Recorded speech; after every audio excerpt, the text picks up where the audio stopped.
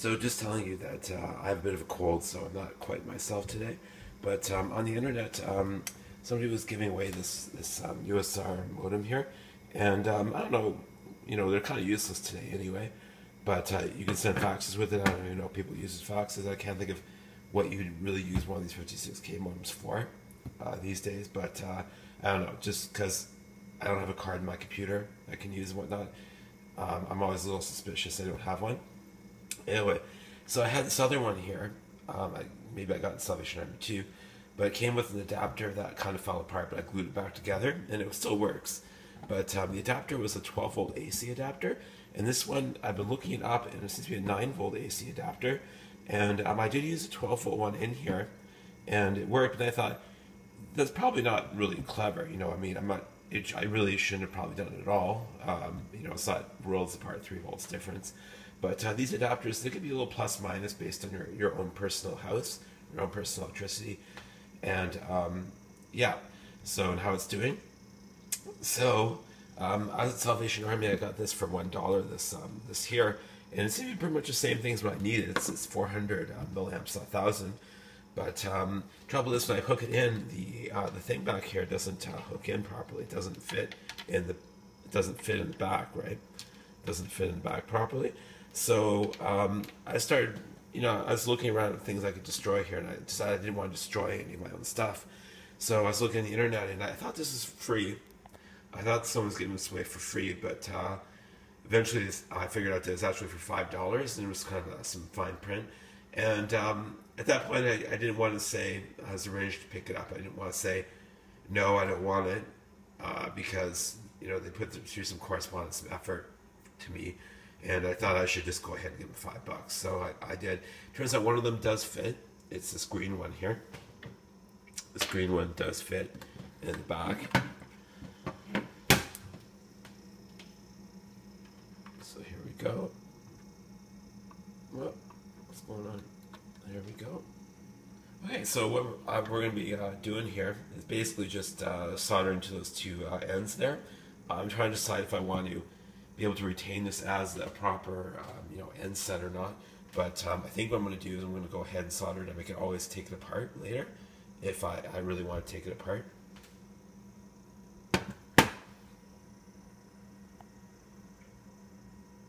So here's a picture of a transformer that is found for this model on the internet, and it's a 9-volt AC by 1,000 milliamps, minus 400.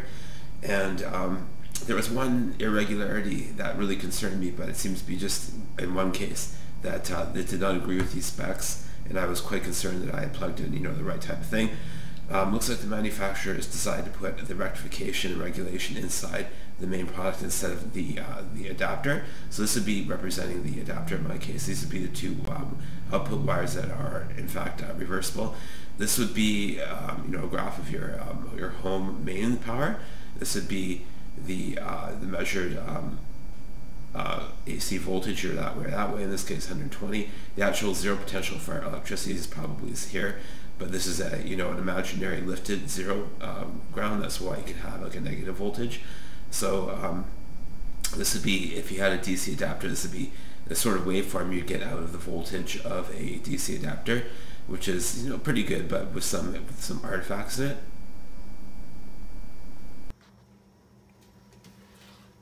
Okay, so just holding it here, see if it turns on. I'm going to hold the ends. Okay, it appears to turn on that way. Also flipping it around the other way. Also turns on, it doesn't matter which direction it's set up for.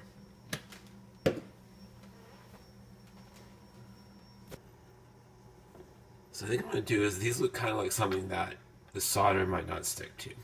So I'm thinking I could do is create these like little pits using the sandpaper, and when the solder goes on there, it'll like go into the pit, and then it'll make it stuck, so it's like hugging. It's like a ring around the thing.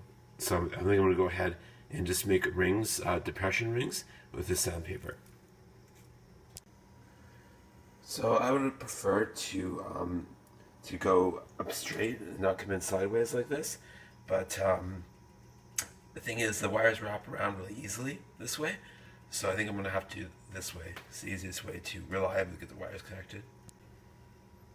Yeah, that seems to turn out pretty good. I had a little spill there, but I think that they're isolated and they're on very well. So yeah, we'll plug it in, see what happens, and then we'll fixate it with some glue. Okay, so I'm just going to go ahead with the test to plug in the adapter here. Hopefully this will work. It really should. Let's take a look. Yes, it appears to have turned on. It's off. On. It's going to be okay.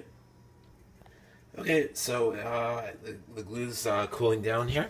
And, you know, I don't know how to do this in a way that's more beautiful than this, but there it is. Sort of a blob around. So let's hook it in and see what happens. Put it back in here. Okay, so there we are. It's just a little bit weird. Put it in there. Okay, so there we are.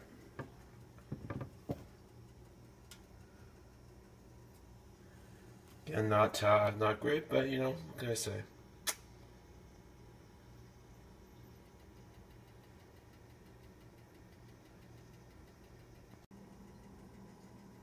Okay, so what we have here is we have a USB serial converter. It's prolific, apparently. Then we have a serial 9 to 25 converter, and hopefully that's wired to the right and receive send pair. And there's your modem. This goes over my DSL filter, and that's my phone. So Linux has recognized this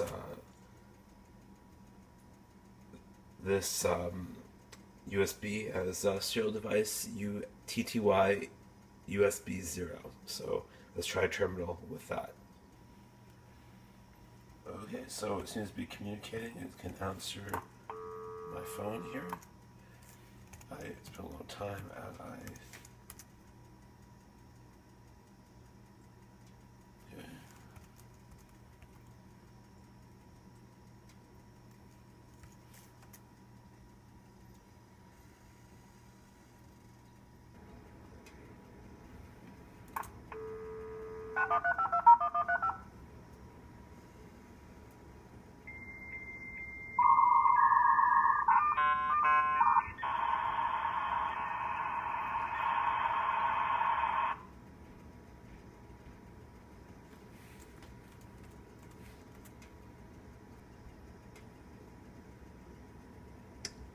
Well, I think this project cost me about $5 too much.